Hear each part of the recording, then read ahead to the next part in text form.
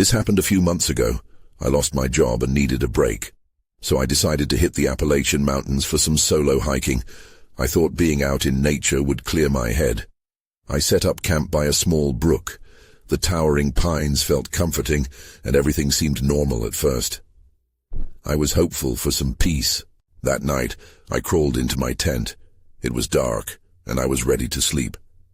But I woke up around midnight to a rustling noise outside. At first, I brushed it off. Just a deer, I thought, trying to relax. But then I heard whispers. They were soft, like conversations floating through the air. I told myself it was my imagination, but it felt odd and unsettling. I couldn't shake the unease, but I convinced myself it was nothing. The next day, I hiked more trails and tried to enjoy the scenery. But those whispers kept creeping into my mind. By evening, I sat beside my fire, listening to the forest sounds. Just as I started to feel relaxed, the whispers returned. They were louder now, like laughter carried on the wind. I felt eyes on me, watching from the shadows. I scanned the trees, feeling a shiver run down my spine. I thought about leaving, but some force pulled me to stay. On the third night, I was jumpy. I checked the campsite over and over, looking for anything unusual. That's when I noticed strange markings on the trees. They looked like symbols I'd never seen before. Little rocks were arranged in circles near my tent, and I had no memory of placing them there. My heart started racing. I was sure someone else was out there with me. Then I heard the laughter again. It sounded like children playing, but there was nobody in sight. Fear gripped me, yet a part of me was curious. I stepped outside my tent, gulping down my fear. As I looked around, I froze. There was a shadow between the trees, moving slowly. I took a step back, my heart pounding in my chest. It felt like someone was right behind me, even though I couldn't see anyone. Suddenly I heard a voice, clear and chilling. "Why are you here?" it asked. My stomach dropped. I turned around, but there was no one there. I stood still, feeling like each tree had a face. Was it taunting me? I ran back into my tent, my hands shaking. I didn't sleep much that night. I tried to make sense of the whispers, the laughter, the shadow. Who had spoken? What did they want? The next morning, I hurried to pack up and leave the mountains. I didn't just walk away from that place. I took questions with me, ones that would haunt me for weeks. Maybe I was alone, but a part of me still wonders, was it really the forest? Or was it just me all along? I drove away from the mountains, my hands gripping the steering wheel tighter with each mile. The memories of those 3 days were burned into my mind. I tried to shake the unsettling feeling, but it lingered, blossoming in my chest like an unwelcome guest. When I got home, the familiar walls felt foreign. I found myself staring out the window, half expecting shadows to whisper again. Nights turned into restless hours. Every creak in the house sent my heart racing. I slept with my lights on, convinced the forest had followed me. I told myself it was ridiculous, but there was a part of me that wasn't so sure. A week later, I decided to distract myself and took a walk in the nearby park. Trees lined the trail, and while they were smaller than the pines, I couldn't help but feel jumpy. I kept my phone in my hand, ready to call for help. Suddenly, I spotted something on the ground, a small rock, carefully arranged in a circle. My stomach dropped. It looked like the ones I found at my campsite. I glanced around, my breath hitching. The park was empty, but I felt the weight of unseen eyes. Panic bubbled inside me. I didn't want to seem paranoid, but I couldn't ignore that strange coincidence. I turned on my heel and walked briskly back to my car. I wanted to leave it all behind, but deep down, I knew I couldn't escape that feeling. That night, I was tossing and turning when a notification on my phone lit up the dark room. It was a news alert about mysterious symbols being found in the woods nearby. My heart raced as I read through the report. Others had seen them too. Occurrences of odd sounds and sightings had been recorded and attributed to local folklore. The article mentioned hikers disappearing. My skin crawled. As I scrolled, I stumbled upon a comment from a local. "If you hear the laughter, it means they know you're there. Leave before it's too late." My blood ran cold. What did it mean? What was too late? My hands shook, and suddenly I felt trapped in that small room, surrounded by walls pressing in on me. I decided to look up the trail I had taken, hoping to find some answers. When I arrived at my computer, I discovered a hiking forum discussing the same area. My heartbeat quickened as I scanned the posts, eyes darting. Then I found a picture taken by someone else, a snapshot of those same tree markings I had seen. Underneath the photo, a thread caught my eye. "They tell stories of the forest," it read, "and if you stay too long, you become part of them." I was flooded with dread. The past few weeks felt like one long nightmare, a trap I couldn't wake up from. Just as I closed my laptop, my phone pinged again. A message from an unknown number flashed on the screen. "You should have left." I could hardly breathe. My gut twisted. I backed away slowly, glancing around the room, knowing I was no longer safe. As I turned to bolt, a shadow drifted outside my window. Someone was watching. I couldn't move. My heart thudded as I stared at the shadow outside. It hovered for a moment, then suddenly vanished. I pressed my back against the wall, feeling like a mouse trapped in a corner. I told myself it was just a figment of my imagination. But deep down, the terror clawed at my insides, demanding to be acknowledged. Forcing myself to breathe, I grabbed my phone and dialed a friend. I needed someone to talk to, someone to pull me back to reality. As it rang, I glanced around the dark room, feeling the weight of silence. Just as she answered, a knock echoed from the front door. I froze, the sound trailing through the silence like a chilling whisper. "Hello? Are you there?" My friend's voice broke through the fog. I barely heard her. "What's happening?" With a shaky breath, I whispered, "Someone's at my door." "Call the police," she urged. "You're not alone. Just hang on." I nodded, even if I knew she couldn't see me, but my legs wouldn't move. I kept staring at the door, waiting for it to swing open. Instead, I stepped back slowly to grab my baseball bat propped by the couch. Just as my fingers brushed the cool metal, I heard it again, the soft laugh that had haunted my dreams. It was faint, almost playful. My stomach twisted. It sounded like it was coming from outside, but I couldn't tell where. I held my breath, straining to listen. My heart raced faster. I needed to see who was there. I crept to the window, pulling back the curtain just a sliver. The streetlight illuminated the yard, casting long shadows. My eyes scanned every inch, but there was nothing. No sign of life. Nothing but the empty gloom. I almost felt foolish. Just as I turned, something caught my eye. There in the grass, a shape emerged. It was small and round, reminiscent of the rocks I had found in the woods. A chill raced down my spine. I hurried to the door, my instincts screaming to stay inside, yet I felt compelled to go investigate. I swung the door open, the night air hitting me like a wave. I looked down, and my breath caught. There on the mat was a circle of rocks, just like those I had found at the campsite. I bent down, mind racing. Who would leave this here? My thoughts drifted back to the laughter and those warnings. A sickening feeling bubbled up from my gut. Then came the sound, a rustling in the bushes nearby. It was too close. I shot up, fear propelling me to retreat. I slammed the door shut, locking it tight. My hands trembled as I leaned against it, staring at the small circle that felt like an invitation or a curse. Suddenly my phone buzzed again, and my heart threatened to climb out of my chest. This time, it was a photo. I glanced at the screen and nearly dropped the phone. It was an image of me taken from the park, the back of my head while I studied those rocks. The caption read, "You should have listened." I staggered back, my breath quick and shallow. This wasn't just a game anymore. Someone was playing with me, and they were getting dangerously close. I had to find out who it was before it was too late. I stared at the photo on my phone, my stomach churning. It felt like a lifeline had been severed, leaving me adrift in panic. I couldn't shake the feeling that I was being watched. Every creak of the house, every whisper of wind outside sent jolts of fear through me. I forced myself to think. I had to find out who was behind this.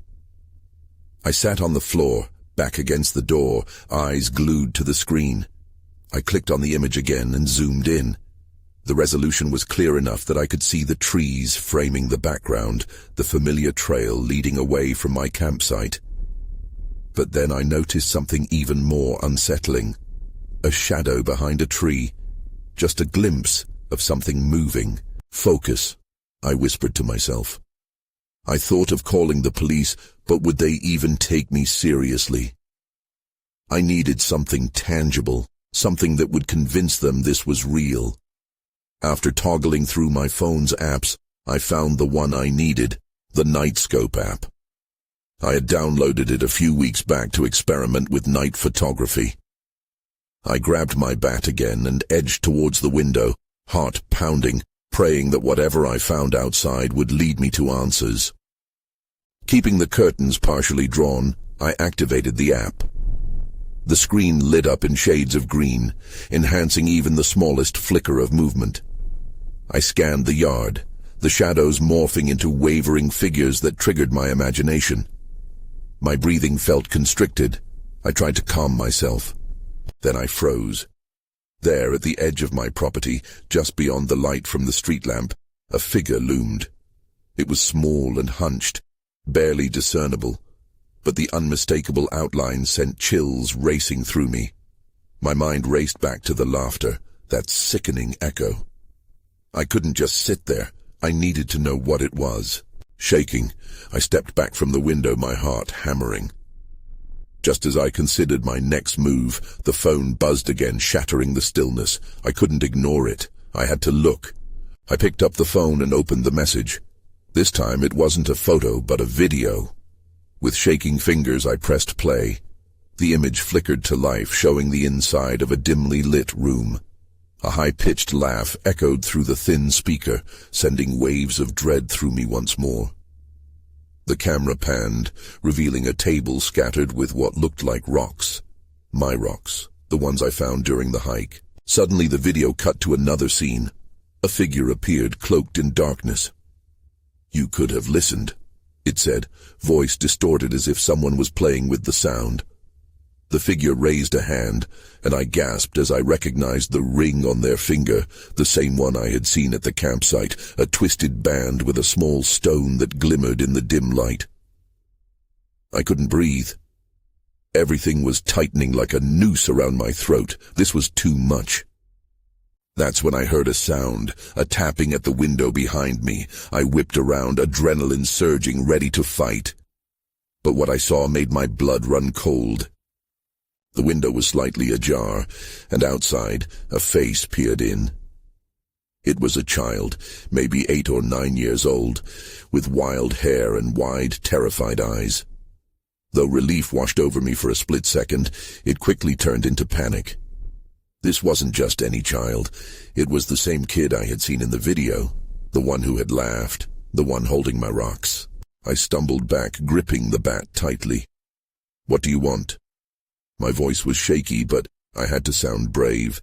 The child's eyes darted, as if they were trying to look past me, trying to find something inside the house. "Let me in," the child said, voice shaky, sounding almost desperate. "Please, they're coming." "Who's coming?" I asked, but the child only stared, clearly afraid.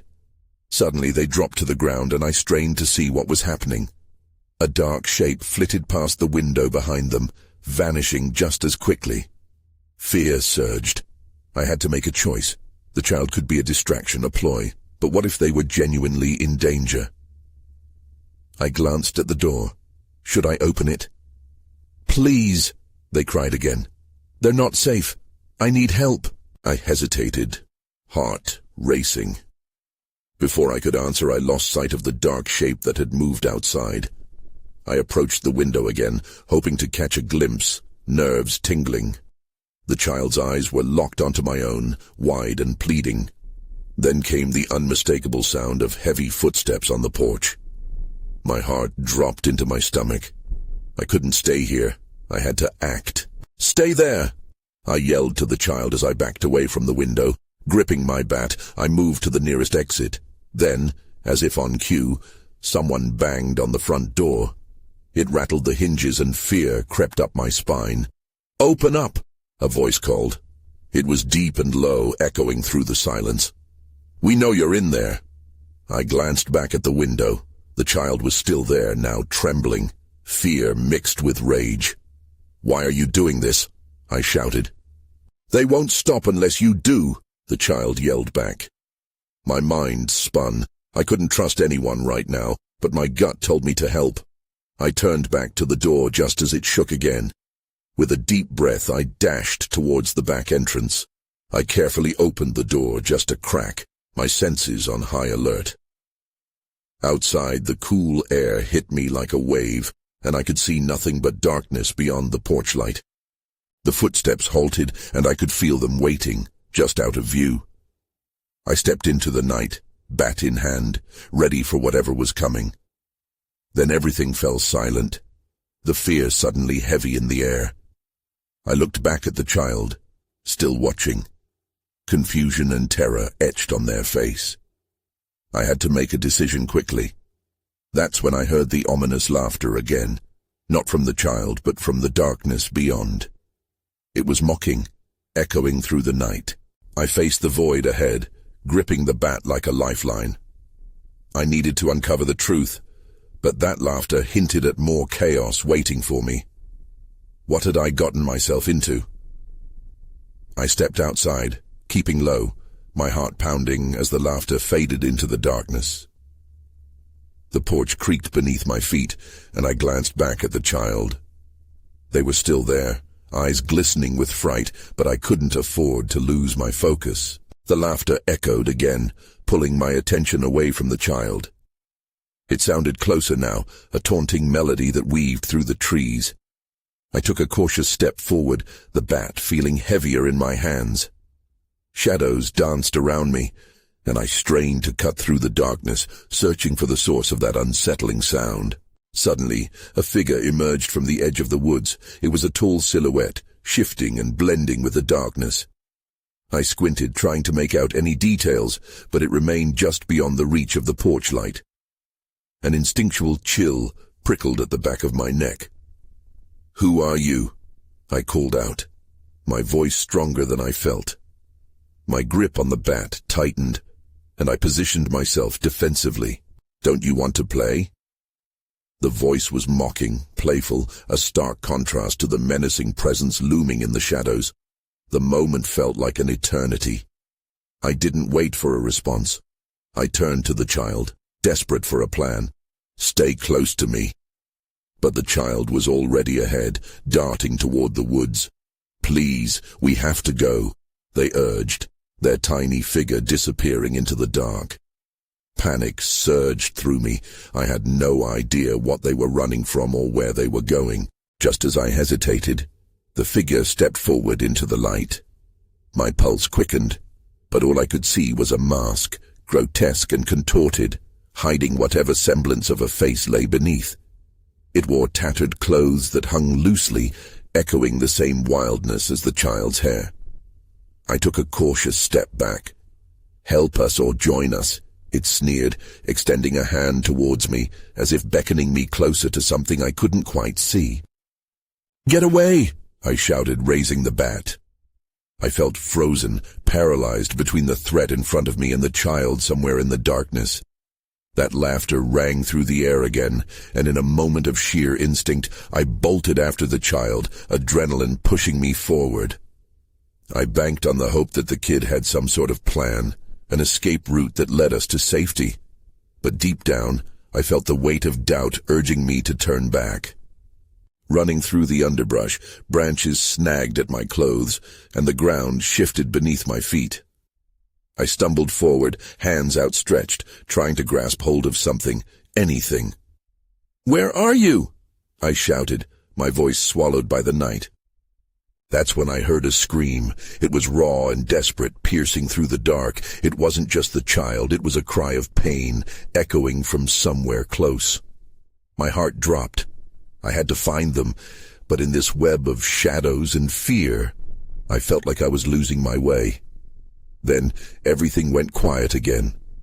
The silence was oppressive, wrapping around me like a shroud. I stood there, breathless, waiting for the next sound, the next shadow, and suddenly the laughter returned, haunting and closer than before. I turned to face it, gripping the bat tighter, now fully aware that I wasn't alone. I stood frozen, the laughter pulsing in my ears like a twisted heartbeat. It felt as if the forest were alive, breathing in rhythm with those haunting sounds. I took a shaky breath, trying to think, but panic flickered inside me like a faulty light bulb. "Kid!" I shouted, fighting through the encroaching dread. "Where did you go?" My voice echoed off the trees. Nothing but silence answered. I took a step deeper into the woods, bracing myself for any other surprises. My eyes darted around, searching for even the slightest movement. Then I spotted something ahead. A flicker of white shot through the trees. It was the child's shirt. "Over here!" I yelled, pushing through the underbrush, branches tearing at my clothes. The laughter stopped abruptly, leaving an eerie stillness in its wake. The sudden quiet made my skin crawl. "Please help me," a voice whimpered. It was small, panicked. It sent me rushing forward, heart racing. I reached the clearing and my breath caught. The child was kneeling on the ground, hands covering their head. They didn't seem hurt, but their bodies shook with fear. I knelt beside them, scanning the trees for any sign of the figure or anything else that might be lurking nearby. "Hey, it's okay. It's me," I said, trying to sound calm. "What is it? What are we running from?" In a shaky voice they whispered, "They're here. They know we're here." I followed their gaze and felt my blood run cold. There were shapes in the shadows, too many to count. They stood still, just at the edge of the light streaming from the clearing, watching us. Their grotesque masks reflected the dim light, each face more twisted than the last. I felt sick, suddenly aware that these weren't just remnants of my imagination, they were real threats. "Stay behind me," I ordered, but my own fear was clawing at me like nails down a chalkboard. I raised the bat again, unsure what good it would do against an unseen number. A low chuckle drifted toward us, swirling through the air like smoke. One of the figures stepped forward, revealing a mask painted in a grotesque smile. "Playtime has just begun," it chirped, and I realized in that moment that it intended to have its fun at our expense. "Run!" I yelled at the child, and we both took off in different directions. I headed towards the trees, but the laughter rose behind me, echoing through the night, a chilling serenade of chaos. As branches whipped at my face, I dared a glance back.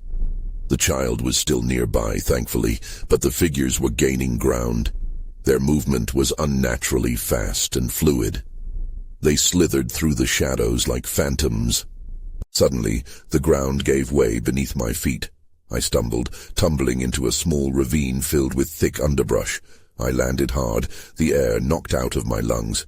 Groaning, I pushed myself up, looking around for the child. "Where are you?" I rasped, panic rising anew. That's when I saw it. A glint of white caught my eye, a shirt, and just beyond it a small hand reaching out. I rushed over but stopped short, dread pooling in my gut. The child was staring at something behind me, their expression frozen in horror. I turned. The figures had followed us, looming at the edge of the ravine. The leader cackled, stark against the darkness. "Now the real game begins." That's when everything went dark. I jolted awake, breath hitching in my throat. It took a moment to make sense of where I was. My heart raced as I remembered the figures, their laughter, and the child. I scrambled to my feet, cursing the tremors in my hands. "Kid," I called, anxiety spiking again. "Where are you?" No answer came, only muffled sounds of rustling leaves. I glanced around the ravine, desperate to spot the child. The dim light filtering through the branches gave just enough visibility to see the thick brambles that surrounded me. A breeze stirred the air, brushing against my skin, but it felt wrong, charged, electrifying, foreboding. I pressed forward, pushing through the brambles while staying low. I couldn't shake the feeling of being watched. I needed to find the child. My instincts screamed at me, merging panic and urgency. Just then, I heard a soft whimper nearby. "Help!" It was the child. I turned towards the sound, adrenaline flooding my veins. "Elena, is that you?" I shouted, breaking through another set of underbrush to find her huddled against a tree trunk. Relief flooded over me. She was there, but her eyes were wide with terror. "They're coming," she whispered, trembling. "We have to go. They're playing their games." I didn't have time to process what that meant. "Where are they? Can you see them?" She shook her head, hair flying around her like a dark halo. They're everywhere. They can see us, but we can't see them." A chill crawled up my spine. "Okay, we need to move. Just stick close to me." We began to edge back toward the edge of the ravine, but the laughter returned, a sadistic symphony that ricocheted off the trees. I could feel the way it slithered into my bones, igniting a primal panic. Suddenly, a rush of movement caught my eye. One of the figures darted across the ravine's mouth. Its mask glinted eerily, the smile grotesque and wide as if it relished in our fear. I froze again, my stomach twisting. "Elena, run!" I yelled, grabbing her hand. We rushed back the way I had come, but emitted no sound, like prey creeping through an arch of predators. But just as we reached the edge, a strange sensation washed over me. The laughter faded into silence so profound it made my ears ring. I turned, searching for the figures, but they had vanished. The woods felt empty, yet there was a weight that pressed upon the air, heavy and suffocating. We can hide here," I suggested, ducking behind a large bush. "They won't be able to find us if we stay quiet." I held my breath, praying it would be enough. Moments passed, or maybe hours. The frantic beating of my heart filled my ears. Just when I thought we might finally be safe, I heard it, a faint thud, like footsteps, echoing through the trees around us. Elena squeezed my hand tighter. "They're close," she muttered. My mind raced. This wasn't just a simple escape. There was something more horrifying about the stillness.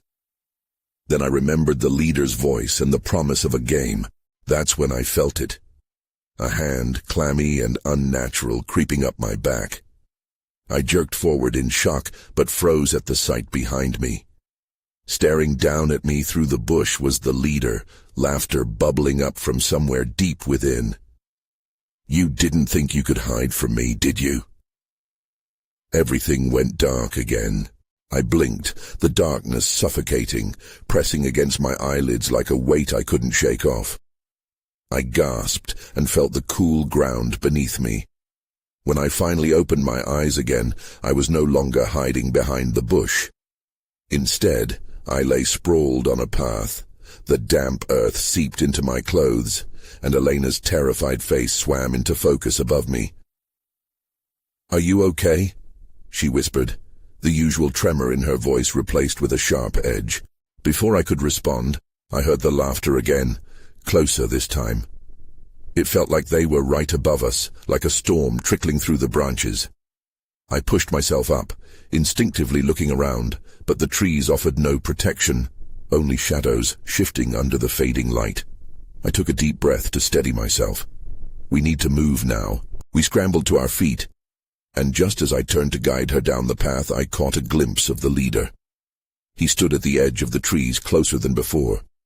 His mask was unsettling, but it was the gleam in his eye that froze me in place. There was a hunger there. "Elena, don't look at him, just follow me." We turned to run, but the laughter crescendoed, spiraling into a chaotic shriek that made my ears burn.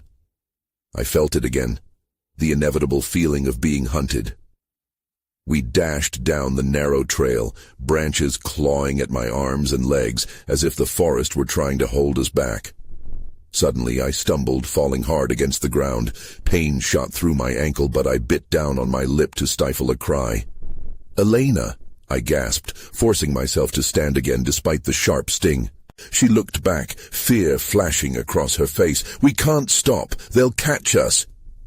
"I know, just keep going," I urged, hobbling slightly, but adrenaline coursed through me, giving me just enough strength to push forward. Ahead, the path branched, leading in two directions. I hesitated. Which way? I couldn't shake the feeling they were closing in. "This way," I shouted, veering left. Elena followed without question, her footsteps pounding against the ground as we barreled deeper into the trees. The laughter faded momentarily, replaced by an unsettling silence, thick as fog. I paused to listen, heart racing. "What happened to them?" I asked, my voice barely rising above a whisper. But before Elena could respond, I saw it. A figure to our right, camouflaged in the shadows, melted into the trees. Its face split wide with a smile, a sliver of moonlight catching its mask, sending a chill down my spine. "Run!" I screamed again, pulling her along, our breaths coming out in pants. I glanced back and saw more figures gathering, their eyes sparkling with malice. That's when I realized the silence was deceptive. They wanted us to believe they were gone. I pushed onward. Just ahead, I saw a clearing. The light filtered softly through the branches, promising some kind of refuge. "Can we hide there?" Elena pointed, desperation lacing her voice. "Yes, we can lose them in the open." But as we rushed into the clearing, everything shifted. The ground felt unnatural beneath my feet, like a carpet was about to pull away. I glanced to my left, and that's when I saw it. The ground was covered in black feathers, thousands of them, swirling like remnants of a past horror. "What is this?" I gasped, fear clawing at my throat. "It's their mark," Elena whispered, eyes wide. "They want to play." Suddenly, laughter erupted again, and I realized we hadn't escaped at all. They were everywhere, lurking in the shadows, and they had the upper hand. The urgency of the moment crashed down on me, and I knew we weren't just running, we were stepping into their trap. As the figures began to emerge from the shadows, the laughter culminating to a deafening crescendo, I turned to face them, my heart racing. I could feel the walls closing in, but somewhere in the eyes of the figures, I sensed a strange curiosity. With a surge of adrenaline, I yelled, "What do you want from us?" But as the first figure stepped forward, I didn't get an answer. Everything went black once more. I woke up gasping, the cold ground biting into my back. For a moment, disorientation blanketed my thoughts. The echoing laughter faded like a memory, replaced by the stillness of the night. I bolted upright, scanning my surroundings. Somehow, I had landed back at the edge of the ravine, the trees looming overhead like spectators to a silent trial. "Elena!" I shouted, my voice hoarse and strained. Panic surged as I realized I was alone. The weight of darkness pressed heavy against my chest. Had it all been a nightmare? A fever dream spiraling out of control? I struggled to regain my bearings, breathing heavily, my heart still racing. Then I remembered. I looked around frantically, searching for any sign of the child, but silence greeted me. The forest felt emptier than before, every shadow a potential reminder of the horrors I had just faced. I stumbled to my feet, a fresh wave of dread crashing over me. "Eleanor!" I called again, my voice breaking. Minutes passed, or maybe it was hours. The night wrapped around me tightly, swallowing the last shreds of hope. Then came the sound, a faint rustle from behind a nearby tree. I felt my heart skip. "Is that you?" I croaked, stepping forward cautiously. "No." A voice not Elena's, but filled with desperate strength. "No, don't come any closer." I froze, dread pooling in my stomach as I recognized that voice. The leader, the figure that had haunted my nightmares. The laughter surged back, echoing through the void, and I turned, searching for an escape. I had to run, but my feet felt stuck, anchored by fear. "Why are you doing this?" I shouted back, though panic twisted my words. I scanned the area, looking for an escape and steeling myself against what I might find. All that echoed back was the laughter, now mingled with a dissonant chorus surrounding me, taunting, playing their game. "Join us," the shadows whispered, a temptation wrapped in terror. "Stay with us in the forest, become part of the story." Part of the story? The weight of their words crashed over me. I thought of Elena, of the lost children I had seen in glimpses and shadows. My heart thumped louder, battling against the seduction of belonging to something greater than myself. "No!" I yelled, but I felt myself slipping, the allure of the darkness around me almost pulling me in, weaving my consciousness with the laughter that echoed through the trees. "Too late," the leader murmured from the shadows, edging ever closer. "You should have left when you had the chance." I turned to run, but pain shot through my ankle, and I stumbled. The laughter swelled again, now chaotic, encircling me like a storm. I could see the figures emerging, twisted and wild, their grotesque masks painted with delight as they moved toward me, hungry eyes glinting in the faint moonlight. The whispering began anew, soft and melodic, but sinister. "You can't escape the forest. You're part of it now, forever." But one thought broke through the cacophony. I remembered Elena's trembling voice. "They can't see us if we can't see them." I steadied myself, focusing on the shadows moving in toward me, pushing against my racing thoughts. I needed to believe I could break this spell. With everything I had, I turned and ran, dodging through the trees, not looking back. Twisted branches snagged at my clothes, the mocking laughter chasing me like a phantom. But I pushed forward, driven by the screams in my head and the memory of that small face pleading for safety. As I broke free from the canopy into the larger clearing that opened out under the moonlight, I skidded to a halt. A shimmering pool of moonlit water spread out before me. The sight of it was strangely serene, as if the stillness was an offering, a barrier between me and the malevolence lurking within the woods. I hesitated, breathing heavily, caught between retreating back into the grasp of shadows or facing whatever lay at the water's edge.